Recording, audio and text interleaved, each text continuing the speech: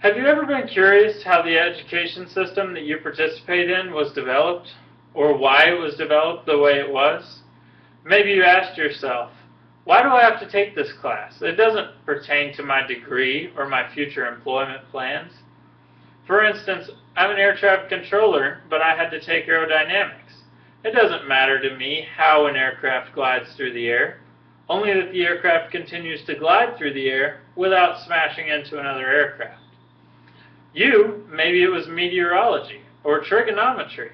You probably don't care about how weather systems develop or why they move in certain ways. It only matters to you that it's raining or not raining. The Weather Channel can answer your questions. You do this because you participate in what's called a Prussian Education System.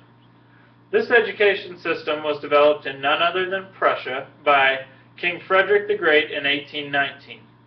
Then, Mr. Horace Mann, the Secretary of the Board of Education in Massachusetts, in 1852 adopted the system, and it quickly spread to the other states in the United States. This system originally had good intentions. As Mr. Mann said, it was designed to, quote, equalize the conditions of men.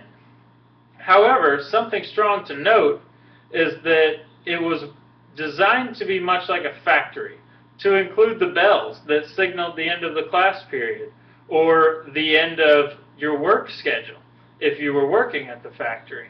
Also, like a factory, it created the same thought pattern because they didn't have time to tailor individuals to work on the individual's strong points. It was just a factory for mass-producing people that could do the things such as reading, writing, and arithmetic. However, it also had a strong education in ethics, duty, discipline, and obedience. The system was designed to create soldiers and workers. That's why so many of you, I'm sure, have heard the saying, get a good education so you can get a good job. But you're not so much encouraged to start your own business, be an artist, do other things that require you to think on your own.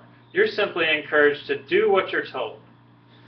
The reason this is there was a key influential philosopher named Johann Fichte that told King Frederick the Great, while he was developing this system, he said, quote, if you want to influence the student at all, you must do more than merely talk to him.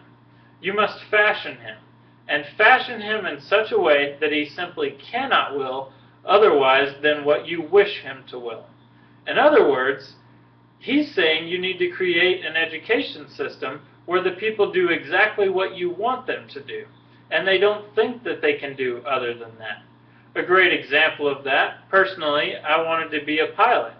I thought being a military fighter pilot would be the height of my career. I could do nothing more. So I began going to college and planned to be a fighter pilot. When I came across a roommate who told me, he said, if you want to be a pilot, why not buy your own airplane? I said that could never be possible. I could never afford it. However, that roommate showed me that it was my thinking that stopped me from doing it. A lance corporal making less than $1,500 a month over the period of 2 years was able to invest and earn over $100,000. So now, have you ever thought about what you're capable of doing? Or have you simply followed the tracks in front of you, thinking that was your greatest option? These fundamentals have been so deeply instilled in us that we don't even think about it. We can't even answer that question honestly, because we are so stuck in the fundamental thinking of get a good education so you can get a good job, instead of being truly free-thinking Americans.